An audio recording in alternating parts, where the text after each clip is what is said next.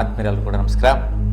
ಆತ್ಮೀಯರೇ, ನಾವೀಗ ಯುಗಾದಿ ಹಬ್ಬದಿಂದ ಬರೋ ವರ್ಷ ಯುಗಾದಿವರೆಗೂ ರಾಶಿ ಭವಿಷ್ಯ ಯಾವ ರೀತಿ ಇರುತ್ತೆ, ವರ್ಷ ಪೂರ್ತಿ ಅನ್ನುವಂತಹದ್ದು, ಮತ್ತು ಕಂದಾಯ ಫಲ, ಆದಾಯ ವ್ಯಯಾದಿಗಳು ಎಷ್ಟು ಪ್ರಮಾಣದಲ್ಲಿರುತ್ತೆ ಅನ್ನುವಂತಹದನ್ನು ನಾವು ತಿಳ್ಕೊಳ್ಳೋಣ.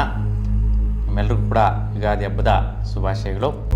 ನೋಡಿ, ಯುಗಾದಿ ಅಂದ ತಕ್ಷಣ ಎಲ್ಲರೂ ಕೂಡ ಸಂತೋಷ. ಬರೋ ವರ್ಷ ಯುಗಾದಿವರೆಗೂ ಜೀವನದಲ್ಲಿ ಏನೆಲ್ಲ ಮಾರ್ಪಾಡುಗಳಿರುತ್ತೆ ಅನ್ನುವಂತಹ ಒಂದು ವಿಚಾರದಲ್ಲಿ ಸಿಂಹರಾಶಿಯವರಿಗೆ ಈ ಒಂದು ವರ್ಷ ಪೂರ್ತಿ ಬದಲಾವಣೆಗಳು ಯಾವ್ಯಾವ ತಿಂಗಳಲ್ಲಿ ಹೆಂಗಿದೆ, ಮತ್ತು ಕಂದಾಯ ಫಲಗಳು, ಆದಾಯ ವ್ಯಯಾದಿಗಳು ಹೆಂಗಿದೆ ಅಂತ ನೋಡೋಣ. ನೋಡಿ, ಆದಾಯಗಳು ಮತ್ತು ವ್ಯಯಾದಿಗಳು ಕಂದಾಯ ಫಲದಲ್ಲಿ ನೋಡಿದ್ರೆ ನೋಡಿ, ಆದಾಯ ಬಂದು 11 ಭಾಗದಷ್ಟಿದೆ. ನೋಡಿ, 12 ಪ್ರಮಾಣದಲ್ಲಿ 11ರಷ್ಟು ಪ್ರಮಾಣ ಆದಾಯಗಳನ್ನು ಪಡೆಯುವಂತಹ ಮಹತ್ ಯೋಗ ಇದೆ, ಉತ್ತಮವಾದ ಆದಾಯಗಳಿದೆ. ಮತ್ತು ವ್ಯಯ 11 ಪ್ರಮಾಣದಲ್ಲಿದೆ. ಅಂದರೆ ಒಂದು ಕಡೆ ಇನ್ಕಮ್ ಬರುತ್ತೆ, ಮತ್ತೊಂದು ಕಡೆ ಖರ್ಚು ಅಷ್ಟೇ ಪ್ರಮಾಣದಲ್ಲಿರುತ್ತೆ. ಇಲ್ಲಿ ಒಂದು ರೀತಿಯಲ್ಲಿ ಶುಭ ಫಲನೇ, ಖರ್ಚಾದರೂ ಕೂಡ ಏನೋ ಒಂದು ರೀತಿ ಇನ್ವೆಸ್ಟ್ಮೆಂಟ್ಸು ಪ್ರತಿಫಲನ ಪಡೆಯುತ್ತಿರುತ್ತೆ. ಆರೋಗ್ಯ ಬಂದು 4 ಭಾಗದಷ್ಟು, ಅನಾರೋಗ್ಯ 4 ಭಾಗದಷ್ಟು ಇರುತ್ತೆ.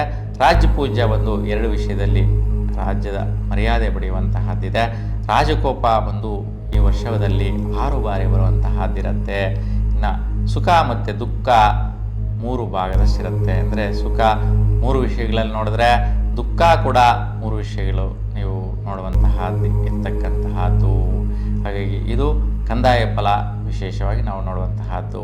ಇನ್ನು ಸಿಂಹರಾಶಿಯವರಿಗೆ ವರ್ಷ ಪೂರ್ತಿ ಯಾವ ತಿಂಗಳಲ್ಲಿ ಹೆಂಗಿರುತ್ತೆ ಅಂತ ನಾವು ನೋಡಿದ್ರೆ, ನೋಡಿ, ನಿಮಗೆ ಏಪ್ರಿಲ್ 13ರವರೆಗೂ ವಿಶೇಷವಾಗಿ ಸ್ವಲ್ಪ ಕಷ್ಟಗಳು, ಚಿಂತೆ, ಯೋಚನೆ, ದುಗುಡ, ಆರೋಗ್ಯದಲ್ಲಿ ವೈಪರೀತ್ಯ, ಸ್ವಲ್ಪ ಅಲರ್ಜಿ ಉಂಟಾಗಿರ್ತಕ್ಕಂಥದ್ದು, ಮನೆಯಲ್ಲಿ ಕುಟುಂಬದಲ್ಲಿ ಏನೋ ಒಂದು ರೀತಿಯ ಆಲಸ್ಯ ಆಗಿರ್ತಕ್ಕಂತಹದ್ದು, ಯಾವುದೋ ಒಂದು ನೀರಿನಿಂದ ಆಗಿರ್ಬೋದು ಅಥವಾ ತಿನ್ನುವ ಪದಾರ್ಥ ಊಟದಿಂದ ಆಗಿರ್ಬೋದು. ಸೊ ಹಾಗಾಗಿ ಹೆಚ್ಚಿನ ಓಡಾಟ ಆಗಿ ಒತ್ತಡ ಸ್ಟ್ರೆಸ್ ಆಗಿರ್ತಕ್ಕಂತಹದ್ದು. ಅಂದರೆ ಈಗ ಬಿಸಿಲಿನ ಒತ್ತಡದಿಂದ ಆರೋಗ್ಯದಲ್ಲಿ ಸ್ವಲ್ಪ ವೈಪರೀತ್ಯಗಳು ಆಗಿರ್ತಕ್ಕಂಥದ್ದಿರುತ್ತೆ. ಮನೆಯಲ್ಲಿ ಆಗಲಿ ಅಥವಾ ನಿಮಗಾಗಲಿ ಸ್ವಲ್ಪ ಗಂಟಲು ಸಮಸ್ಯೆ, ENT ಸಮಸ್ಯೆ, ಥ್ರೋಟ್ ರಿಲೇಟೆಡ್ ಸಮಸ್ಯೆಗಳು ಬರುವಂತಹದ್ದು, ಮತ್ತು ಬಾಡಿ ಹೀಟ್ ಆಗುವಂಥದ್ದು, ರಕ್ತ ಸಂಬಂಧಿ ವ್ಯಾಧಿಗಳಿಗೋಸ್ಕರ, ಸೊ ಆರೋಗ್ಯಕ್ಕೋಸ್ಕರ ಹಾಸ್ಪಿಟ್ಲಿಗೆ ಓಡಾಡುವಂತಹದ್ದು, ಟ್ರೀಟ್ಮೆಂಟ್ ತಗೊಳ್ಳುವಂಥ ಸಾಧ್ಯತೆ ಹೆಚ್ಚಾಗಿರುತ್ತೆ. ಏಪ್ರಿಲ್ 13ರ ನಂತರ ಸ್ವಲ್ಪ ಅಭಿವೃದ್ಧಿದಾಯಕವಾದಂತಹ ಜೀವನದ ಭಾಗ್ಯಗಳನ್ನು ನೋಡುವಂತಹ ದಿನಗಳಿದೆ. ಒಳ್ಳೆಯ ರೀತಿ ನಿಮ್ಮದೇ ಆದಂತಹ ಹಠ ಸ್ವಭಾವದ ಪ್ರಯತ್ನಗಳ ವಿಚಾರದಲ್ಲಿ ಆದಾಯಗಳನ್ನು ಗಳಿಸಬೇಕು ಅನ್ನುವಂತಹ ನಿರ್ಣಯದ ವಿಚಾರದಲ್ಲಿ ಬದಲಾವಣೆಗಳು ಬರುತ್ತೆ. ಕೆಲವೊಂದು ವ್ಯಕ್ತಿಗಳ ಪರಿಚಯ, ಕೆಲವೊಂದು ವ್ಯಕ್ತಿಗಳ ಅವ್ರ ಜೊತೆ ಒಡಂಬಡಿಕೆ, ವ್ಯವಹಾರ ಮಾಡಿಕೊಳ್ಳೋದ್ರಿಂದ ಭಾಗ್ಯದ ವಿಚಾರ ಅಭಿವೃದ್ಧಿ ಪಡೀತೀರಾ. ಇನ್ನು ಮೇ 14ರ ನಂತರ ಸ್ವಲ್ಪ ವೃತ್ತಿಯಲ್ಲಿ ವಿಶೇಷವಾಗಿ ಬಲ ಬರುವಂತಹದ್ದು, ವೃತ್ತಿಯಲ್ಲಿ ಧನಾಗಮ ಬರುವಂತಹದ್ದು, ದುಡ್ಡು ಕಾಸು ಬರುವಂತಹದ್ದಿರುತ್ತೆ. ಅಲ್ಲಿ ಸ್ವಲ್ಪ ಅಮ್ಮನವರ ದರ್ಶನ ಮಾಡಿ ಕೆಂಪು ಹೂವಿನ ಅಷ್ಟೋತ್ತರ ಮಾಡಿಸ್ಕೊಳ್ಳೋದ್ರಿಂದ ಆ ಒಂದು ವೃತ್ತಿಯೋಗ ಬಲದಲ್ಲಿ ಹೆಚ್ಚಿನ ಆದಾಯವನ್ನು ಪಡೆಯುವಂಥದ್ದು, ಹೆಚ್ಚಿನ ದುಡ್ಡು ಕಾಸು ಪಡೆಯುವಂತಹದ್ದು ಮೇ 14ರ ನಂತರ ಇರುತ್ತೆ. ಇನ್ನು ಜೂನ್ 15ರ ನಂತರ ವಿಶೇಷವಾಗಿ ಮನೆ ಆದಾಯ ಆಗಿರ್ಬೋದು, ಭೂಮಿಯ ಆದಾಯ ಆಗಿರ್ಬೋದು, ಅಥವಾ ಬಿಸ್ನೆಸ್ ವ್ಯಾಪಾರ ವ್ಯವಹಾರದ ಆದಾಯಗಳಾಗಿರ್ಬೋದು, ಅಥವಾ ಬೆಳೆಗಳು, ಒಂದು ಫಸಲುಗಳಿಂದ ಬರುವಂತಹ ಲಾಭದಾಯಕ ಆದಾಯಗಳನ್ನು, ದುಡ್ಡು ಕಾಸು ವಿಚಾರದಲ್ಲಿ ನೀವು ಗಳಿಸುವಂತಹ ಆದಾಯಗಳು ಜೂನ್ 15ರ ನಂತರ ಇದೆ, ಉತ್ತಮವಾಗಿದೆ. ಇನ್ನು ಜುಲೈ 16ರ ನಂತರ ಸ್ವಲ್ಪ ನಿಮ್ಮ ಮನಸ್ಸಿಗೆ ಇಷ್ಟ ಆಗೋ ರೀತಿಯಲ್ಲಿ ಖರ್ಚುಗಳು ಮಾಡಿಕೊಳ್ಳುವಂತಹದ್ದು, ಮತ್ತು ನಿಮ್ಮ ಒಂದು ದಾಂಪತ್ಯ ಸೌಖ್ಯ ವಿಚಾರದಲ್ಲಿ, ಅಂದರೆ ಗಂಡಂದರು ಹೆಂಡತಿಯರಿಗೆ ಸ್ವಲ್ಪ ಖರ್ಚುಗಳು ಮಾಡುವಂತಹದ್ದು, ಹೆಂಡತಿಯ ಹತ್ರ ಸಂತೃಪ್ತಿ ಪಡೆಯುವಂತಹದ್ದು, ಮತ್ತು ತಾಯಂದಿರ ಸೇವೆ ಮಾಡಿ ತಾಯಂದಿರ ಆಶೀರ್ವಾದ ಪಡೆಯುವಂಥದ್ದು, ಅವ್ರಿಗೆ ಬೇಕಾಗಿರೋದೆಲ್ಲ ತೆಗೆದುಕೊಡುವಂತಹ ಸಾಧ್ಯತೆ ಇರುತ್ತೆ. ಅವ್ರಿಗೂ ಸಂತೃಪ್ತಿಯಾಗಿ ಒಳ್ಳೆ ರೀತಿ ಆಶೀರ್ವಾದ ಕೊಡುವಂತಹದ್ದು ತಾಯಂದಿರಿಂದ ಒಂದು ಸಿಂಹರಾಶಿಯವರಿಗೆ ಲಭಿಸುತ್ತೆ ಜುಲೈ 16ರ ನಂತರ.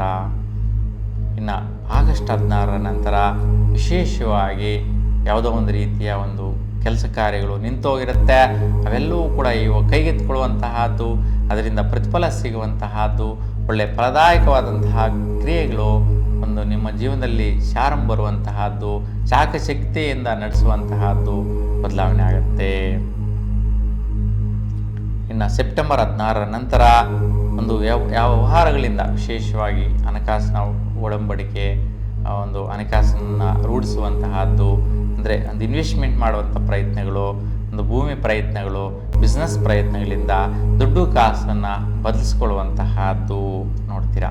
ಶುಭದಾಯಕವಾದ ಫಲ ಇದೆ.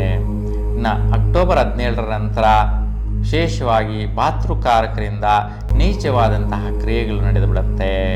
ನೋಡಿ, ಇದು ತುಂಬ ಗಮನಿಸಬೇಕಾಗಿರ್ತಕ್ಕಂಥ ವಿಚಾರ. ಅಕ್ಟೋಬರ್ 17 ಹಾಗೆ ಹೀಗೆ ಸ್ವಲ್ಪ ಮನೆ ಕಡೆ ಸ್ವಸ್ಥಾನದಲ್ಲಿ ನಿಮಗೆ ಅಡಚಣೆಗಳಾಗುವಂತಹದ್ದು, ಸೊ ಮನೆ ಕಡೆಯಲ್ಲಿರ್ತಕ್ಕಂಥವರಲ್ಲಿ ಮತ್ತು ನಿಮ್ಮ ಭಾತೃಕಾರಕರಲ್ಲಿ, ನಿಮ್ಮ ದಾಯಾದಿ ಸಂಬಂಧಿಗಳಿಂದ ನಿಮಗೆ ಸ್ವಲ್ಪ ನೀಚವಾದಂಥ ಪ್ರಕ್ರಿಯೆವಾದಂತಹ ಕ್ರಿಯೆಗಳು, ತೊಂದರೆಗಳು, ಅಡಚಣೆಗಳು ಅವ್ರಿಗೂ ಬರುತ್ತೆ, ಅವರಿಂದ ನಿಮಗೂ ಬರುತ್ತೆ. ಈ ರೀತಿಯ ಒಂದು ಸಂಕಷ್ಟಗಳನ್ನು ಎದುರಿಸುವಂತಹದ್ದಿದೆ. ಹಾಗಾಗಿ ಬಹುಮುಖ್ಯವಾಗಿ ನೀವು ಈ ಒಂದು ದೇವಿ ಅಮ್ಮನವರಿಗೆ ಒಂದು ದುರ್ಗಾ ಸ್ತೋತ್ರ ನೀವು ಪಠನೆ ಮಾಡೋದ್ರಿಂದ ಶುಭವಾದಂಥ ಫಲ ಪಡೆಯುತ್ತೆ. ಯಾಕೆಂದರೆ ಈ ಅಡಚಣೆಗಳಿಗೆಲ್ಲ ದುರ್ಗಾದೇವಿ ಆಶ್ರಯದ ಬೇಕೇ ಬೇಕು. ಅದಕ್ಕೋಸ್ಕರ ಈ ಒಂದು ದುರ್ಗಾ ಸ್ತೋತ್ರ ಪಠನೆ ಮಾಡಿ, ದುರ್ಗಾ ಸ್ತೋತ್ರದಿಂದ ದೇವಿ ಅಮ್ಮನವರ ಹತ್ರ ಕುಂಕುಮ ಸ್ತೋತ್ರ ಮಾಡಿಸ್ಕೊಳ್ಳೋದ್ರಿಂದ ಶುಭವಾದ ಫಲ ಪಡೀತೀರಾ. ಈ ತಿಂಗಳೆಲ್ಲ ಕೂಡ ಅಷ್ಟೋತ್ರ ಆಗಿರ್ತಕ್ಕಂಥ ಕುಂಕುಮನ ಹಣೆಯಲ್ಲಿ ಧರಿಸೋದ್ರಿಂದ ಯಾವುದೇ ರೀತಿ ಕಂಟಕಗಳು ಬರೋದಿಲ್ಲ.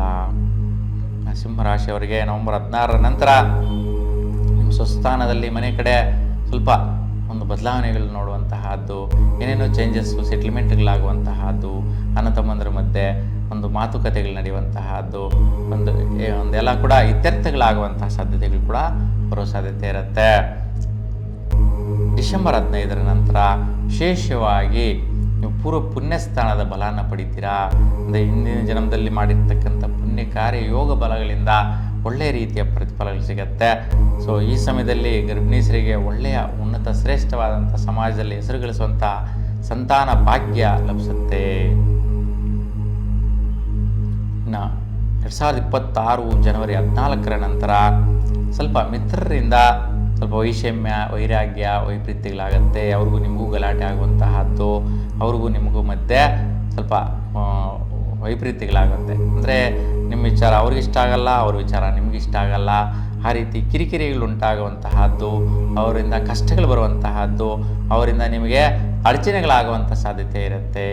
ಅಂದರೆ ಸ್ವಲ್ಪ ದೈಹಿಕವಾಗಿ ಹೊಡೆದಾಟ, ಬಡದಾಟ, ಕಿತ್ತಾಟ, ಸ್ವಲ್ಪ ಟೆನ್ಷನ್ಸು, ಅವರಿಂದ ನಿಮಗೆ ಸ್ವಲ್ಪ ಮಾನಸಿಕವಾಗಿ ತುಂಬಾ ಟೆನ್ಷನ್ ತಗೊಳ್ಳುವಂತಹ ಸಾಧ್ಯತೆಗಳು ಇರುತ್ತೆ. ಅದಕ್ಕೆ ಮುಖ್ಯವಾಗಿ ವೆಂಕಟೇಶ್ವರ ಸ್ವಾಮಿಯ ದರ್ಶನ ಮಾಡಿ ಅಲ್ಲಿ ತುಳಸಿ ಅಷ್ಟೋತ್ರ ಅಥವಾ ತುಳಸಿ ಮಾಲೆಯನ್ನು ವೆಂಕಟೇಶ್ವರ ಸ್ವಾಮಿಗೆ ಅರ್ಪಿಸೋದ್ರಿಂದ ಈ ಒಂದು ಕಂಟಕಗಳು ನಿವಾರಣೆಗಳು ಆಗುವಂತಹದ್ದು.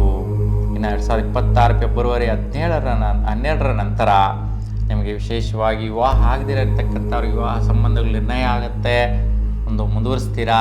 ಮತ್ತು ದಂಪತಿಗಳಿಗೆ ಸ್ವಲ್ಪ ಟೆನ್ಷನ್ಗಳು, ಚಿಂತೆ, ಯೋಚನೆಗಳಿರುತ್ತೆ.